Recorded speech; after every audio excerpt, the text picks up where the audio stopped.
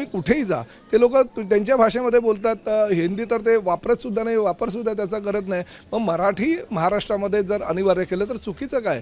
तुम्ही शिका आणि शिकून तुम्ही फक्त तुम्हाला लिहायचं नाही, तुम्हाला फक्त प्रवाशांशी मराठीमध्ये बोलायचं आहे. आपल्याबरोबर परिवहन मंत्री प्रतापजी सरनाईक आहेत. सर, महत्त्वाचा प्रकल्प तुमचा एक ड्रीम प्रोजेक्ट, तुम्ही देखील अनेक वेळा प्रोजेक्टचा उल्लेख केला होता. आज जो विहिरींचं पुनरुज्जीवन तुम्ही केलेलं आहे त्या प्रकल्पाचा कसा फायदा होईल अगदी थोडक्यात? बघा, राज्यामध्ये उन्हाचं संकट फार मोठ्या प्रमाणात निर्माण झालेलं आहे. विदर्भामध्ये तर 45 डिग्री, आपल्याकडे सुद्धा 40-41 डिग्री टेम्परेचर येत चाललं आहे आणि अशा परिस्थितीमध्ये पाणी तुटवडा फार मोठ्या प्रमाणात होत आहे. मुंबईमध्ये तर पाणी कपात चाललेलं आहे, धरणाचा पाणीसाठा हा कमी होत चाललेला आहे. अशा परिस्थितीमध्ये ज्या विहिरी या ज्या नैसर्गिक स्रोत आहे ते कायम ठेवणं गरजेचं आहे आणि त्यामुळे आपले मुख्यमंत्री म्हणून कार्यरत असताना एकनाथ शिंदे साहेबांनी मला माझ्या मतदारसंघातील विहिरींचं पुनरुज्जीवन करण्यासाठी 50 कोटीचा निधी उपलब्ध करून दिला होता आणि त्यामुळे 46 विहिरी माझ्या मतदारसंघातल्या ठाण्यामध्ये आणि मीरा भाईंदरमध्ये काही विहिरी अशा हे आम्ही नवीन त्याचं पुनरुज्जीवन केलेलं आहे. जे पाणी आहे ते पाणी फक्त वापरण्यायोग्य नव्हे तर पिण्यायोग्य करण्याची भूमिका आम्ही घेतली होती आणि आज ते सगळी आम्ही व्यवस्था केलेली आहे. आमच्या महापालिकेच्या अधिकाऱ्यांच्या मतानुसार हे पाणी आता पिण्यायोग्य आहे, पण तरीसुद्धा मी त्यांना सूचना केलेल्या आहे की आपण ती स्वच्छता आहे की नाही त्या विहिरींची किंवा हे पाणी पिण्यायोग्य आहे की नाही याची शहानिशा करा, तसा बोर्ड लावा आणि त्या पद्धतीनं लोकांना सूचना करा. एक गोष्ट मात्र अभिमानानं सांगावं असं वाटतं की महाराष्ट्रामध्ये हा पहिला प्रयोग आहे आणि यशस्वी झालेला प्रयोग आहे. भले खर्च होतो परंतु खर्चापेक्षा किंवा पैशापेक्षा पाणी महत्त्वाचं आहे. हे जे पाणी आहे ह्या पाण्याचा उपयोग धुण्या भांड्यासाठी, गाड्या धुण्यासाठी किंवा स्वच्छतेसाठी केला जाईल, परंतु पिण्यायोग्यसुद्धा हे पाणी आहे. ह्या गोष्टीचा आनंद आहे. ह्या 46 विहिरीच्या माध्यमातून महापालिकेला फार मोठं योगदान ह्या विहिरींच्या माध्यमातून लाभणार आहे आणि सर्वसामान्य जनतेला त्याचा फायदा होणार आहे. सर, एक महत्त्वाचा प्रश्न, अजूनही या विहिरींमध्ये थोडीशी घाण दिसून येते, तर काय सांगाल? लोकांना देखील कळायला पाहिजे, तुम्ही महापालिकेच्या अधिकाऱ्यांना देखील. काय होतं की या विहिरीचं पाणी आता घाण झालेलं आहे, ते पिण्यायोग्य नाही, कचराकुंडी म्हणून त्याचा वापर लोक करत होते. ह्याच विहिरीच्या पाण्याचा वापर 15-20 वर्षापूर्वी या भागाचा मी नगरसेवक असताना लोक पिण्यासाठी करत होते, परंतु या 15-20 वर्षानंतर या ठिकाणी कचऱ्याचं साम्राज्य झालं आणि काही लोक सगळं बाटल्यापासून निर्माल्यापासून सगळं ह्या ठिकाणी टाकायला लागले. काही विहिरी तर बुजवल्या आहेत.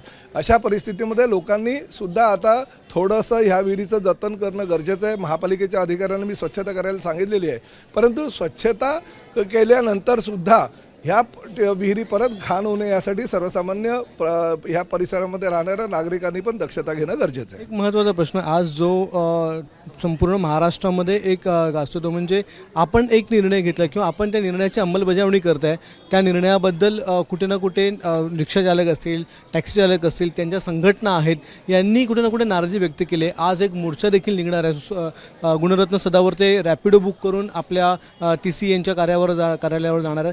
तर काय वाटतं, संघटनांशी आपण बोललेले होतात का आधी किंवा आता देखील संघटनांशी तुम्ही बोलणार आहात का? माझं असं म्हणणं की 2019ला हा जो नियम आहे त्या नियमाची अंमलबजावणी करायला सुरुवात केली. फक्त ती योग्य प्रकारे होते आहे की नाही याची शहानिशा मी आता करतोय. मीरा भाईंदरमध्ये मी करायला सांगितलेलं आहे. ती 30 तारखेपर्यंतची मुदत दिली आहे आणि त्या मुदतीच्या आधारावर जो काही रिपोर्ट येईल त्या रिपोर्टनुसार मी 1 मे म्हणजे महाराष्ट्र दिनापासून पूर्ण राज्यभर ही मोहीम राबवणार आहे. माझं स्पष्टपणे मत आहे की जर व्यवसाय करायचा असेल रिक्षा चालकांना, टॅक्सी चालकांना, तर महाराष्ट्रामध्ये मराठी येणं अनिवार्य आहे आणि ते अनिवार्य असावं ही भूमिका राज्य शासनाची आहे. तसा GR आहे आणि त्यामुळे 1 मे पासून जर मी ही मोहीम फक्त ठेवते की ती योग्य होईल की नाही किंवा योग्य प्रकारे हिंदी जे बोलणारे रिक्षावाले आहे ते मराठीत बोलतात का याची शहानिशा करण्याची सूचना मी माझ्या RTOच्या अधिकाऱ्यांनी दिलेली आहे. पण चुकीचं काय हो, वावगं काय? तुम्ही साऊथमध्ये जा,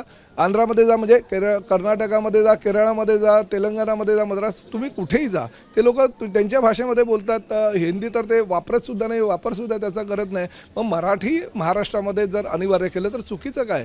तुम्ही शिका आणि शिकून तुम्ही फक्त तुम्हाला लिहायचं नाही, तुम्हाला फक्त प्रवाशांशी मराठीमध्ये बोलायचं आहे, प्रवाशांबरोबर मराठीमध्ये बोलायचं आहे, त्यांचं मराठी बोलत असतील तर ते ऐकून घ्यायचं आणि त्यानुसार कार्यवाही करायची आहे. हे चुकीचं काय प्रताप सरनाईक करतो आहे? आणि मला असं वाटतं महाराष्ट्रामध्ये जर व्यवसाय करायचा असेल तर मराठी अनिवार्य आहे आणि मराठी आलंच पाहिजे, ह्या मताशी प्रताप सरनाईक ठाम आहे. शशांकराव किंवा हे ज्या संघटना आहेत त्यांचे तुम्ही बोलणार का? समजा तुमच्याकडे आल्या तर तुम्ही बोलणार? मध्यंतरी दुसऱ्या विषयावर मी शशांकराव यांच्याशी बोललो होतो, आधी दुसऱ्या गोष्टींशी बोललो होतो. गुणवर्त जे आहेत सदावर्ते, ते मला त्यांनी 2-3 वेळा फोन केलेला, परंतु काय झालं आहे की आमच्या पक्षाच्या अडसूळ साहेबांच्या युनियननं त्यांचा एस टी महामंडळामध्ये त्यांची जी युनियन होती किंवा त्यांची जी बेस्ट एस टी ची बँक होती, त्या बँकेचं इलेक्शन झालं 16 तारखेला आणि त्यांचा पराभव झाला. त्यामुळे त्या पराभवाचं उट्टं हे मराठी अमराठीवरनं काढण्याचा ते प्रयत्न करतात. अतिशय खालच्या पातळीवर ते जाऊन बोलतात, ते योग्य नव्हे. मला असं वाटतं ते सुद्धा मराठीचंच नव्ह आणि मराठी अनिवार्य केल्यानंतर चुकीचं आहे. आणि शेवटी गुणवर्त सदावर्ते किंवा शशांकराव हे काय बाहेरचे नाही आहेत, हे सुद्धा मराठी आहे. हे काय दुसऱ्या कोणी बाहेरच्या लोकांनी येऊन आंदोलनं केलेलं नाही. मला असं वाटतं त्यांनी माझ्याशी चर्चा करावी. राज्य शासनाची काय भूमिका आहे, परिवहन खात्याची काय भूमिका आहे, त्यांना मी समजावून सांगेल. आणि तरीही जर त्यांना आंदोलन करायचं असेल तर त्यांनी आंदोलनाला लोकशाहीमध्ये सगळ्यांना अधिकार आहे. एस टी संदर्भातला प्रश्न आहे. आपण एक वेगळा निर्णय घेतला की जेवढे स्वच्छतागृह आहेत एस टी स्थानकावरचे तेवढे सगळे आपण हे करणार आहात. त्याच्यासाठी 2 रुपये सरचार्ज आहे किंवा चांगल्या पद्धतीचे स्वच्छतागृह मिळावे यासाठी आपण प्रयत्न करतोय. पण याच निर्णयाला देखील वाल्मिकी समाज जो आहे तो थोडा विरोध करतोय. त्यांना तुम्ही काय सांगाल? तर एक गोष्ट मी तुम्हाला सांगतो, स्वच्छता अधिभार जो आहे तो फक्त स्वच्छतागृहांसाठी नाही. स्वच्छता अधिभाराच्या माध्यमातून जर 4 तासांनी पूर्ण एस टीचे जे स्टँड आहे, डेपो आहे, ते 4-4 तासांनी स्वच्छ केले जातील. घाणीचं साम्राज्य जे आहे ते बाहेर काढलं जाईल. आमचे जे ड्रायव्हर कंडक्टरच्या रूम आहेत त्या रूम स्वच्छ केल्या जातील, त्यांना गरम पाणी त्या ठिकाणी दिलं जाईल. त्याचबरोबर आमचे जे बसेस रोज सकाळी जातात न धुता बाहेर पडतात आणि त्यामुळे अस्वच्छ असतात, त्या सगळ्या बस यांत्रिक झाडूच्या सहाय्यानं त्या सकाळी रोज धुतल्या जातील.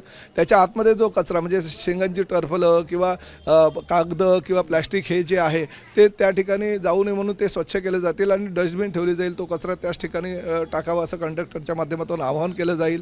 आणि त्याचबरोबर आमचे जे स्वच्छतागृह आहेत ते स्वच्छतागृह आता 1 जूनपासून आम्ही मोफत देतोच आहे, परंतु सुलभ शौचालय आणि वाल्मिकी समाजाला जे काही दिलेले आहेत त्यांचे ठेके जे आहेत ते रद्द करून आम्ही आमच्या ठेकेदाराच्या माध्यमातून लोकांना मोफत स्वच्छतागृह उपलब्ध करून देणार आहोत. कारण अनेक तक्रारी आल्या की महिलांना मोफत असताना त्यांच्याकडनं 5-10 रुपये घेतले जातात, 5 रुपये असतानासुद्धा काही लोकांकडनं 10 रुपये घेतले जातात. त्यामुळे आम्ही मोफत देतोय आणि मोफत देत असतानासुद्धा ठेकेदाराला आम्ही स्पष्ट शब्दात सूचना केलेल्या आहे की सगळी स्वच्छतागृह जी आहे प्रामुख्यानं वाल्मिकी समाजाच्या जे आपले कामगार आहेत त्यांना त्यांच्याकडूनच तुम्ही करून द्या, जेणेकरून रोजगाराचा कुठलाही प्रश्न उद्भवणार नाही. त्यांचाच थोडासा विरोध, त्यांचं असं म्हणणं की कॉर्पोरेट कंपन्यांना दिले जाते. मग आमच्याकडे जे 70 ठेकेदार 71 ठेकेदार त्यांचं पैसे घेताना आमच्या लोकांना प्रवाशांना मोफत आम्हाला जायचं आहे तर तो आमचा प्रश्न आहे, परंतु तुमचा रोजगाराचा प्रश्न कुठे आम्ही हिरावून घेत नाही. जे स्वच्छतागृह ठेकेदाराच्या माध्यमातून आम्ही स्वच्छ करणार आहोत वाल्मिकी समाजाच्याच लोकांकडनं ते स्वच्छ केले जातील अशी हमी तुम्हाला मी देतो.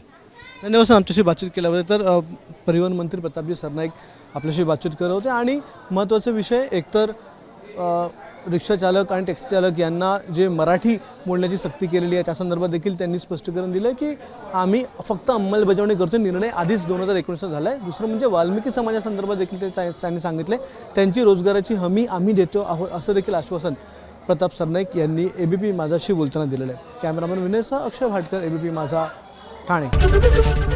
ABP माझा, उघडा डोळे बघा नीट.